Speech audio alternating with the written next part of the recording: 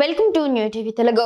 మాజీ ముఖ్యమంత్రి జగన్ కు నాగరికత గురించి తెలిస్తే నదుల గురించి ఇలా దుష్ప్రచారం చేయరని, అసలు సింధు నాగరికత ఎలా ఏర్పడిందో తెలుసుకుంటే మంచిదని ముఖ్యమంత్రి చంద్రబాబు హితవు పలికారు. ప్రపంచ ప్రఖ్యాత నగరాలైన దేశ రాజధాని ఢిల్లీ, లండన్ వంటివన్నీ నదీ తీరాల వెంబడే అభివృద్ధి చెందాయన్న విషయాన్ని గుర్తుంచుకోవాలన్నారు.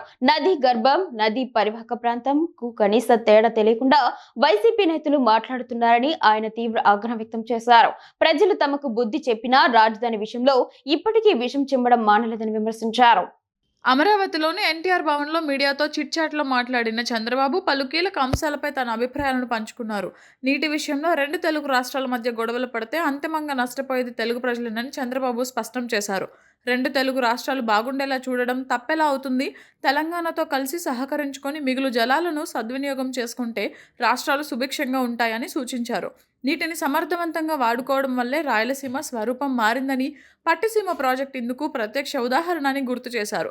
ఆ ప్రాజెక్టు ఫలితంగానే రాయలసీమలో ఉద్యాన విస్తీర్ణం గణనీయంగా పెరిగిందని, ప్రస్తుతం దేశంలోనే ఉద్యాన రంగంలో ఏపీ మొదటి స్థానంలో ఉందని గర్వంగా చెప్పారు. రానున్న 10 ఏళ్లలో ప్రపంచంలోనే నెంబర్ 1 స్థానానికి చేరుకుంటామని ధీమా వ్యక్తం చేశారు. గత ప్రభుత్వం కేవలం స్వార్థ రాజకీయాల కోసం రాయలసీమ లిఫ్ట్ ఇరిగేషన్ ప్రాజెక్టును పూర్తి చేయకుండా ఆపేసిందని చంద్రబాబు తీవ్రంగా విమర్శించారు. 2020లో కేవలం మట్టి పనులు చేసి 900 కోట్ల బిల్లులు చేసుకున్నారని ఆరోపించారు. తమ ప్రభుత్వ హయాంలో నీటి విషయంలో రాష్ట్ర ప్రయోజనాలే ముఖ్యమని, ఎవరితోనూ రాజీ పడే ప్రసక్తే లేదని తేల్చి చెప్పారు.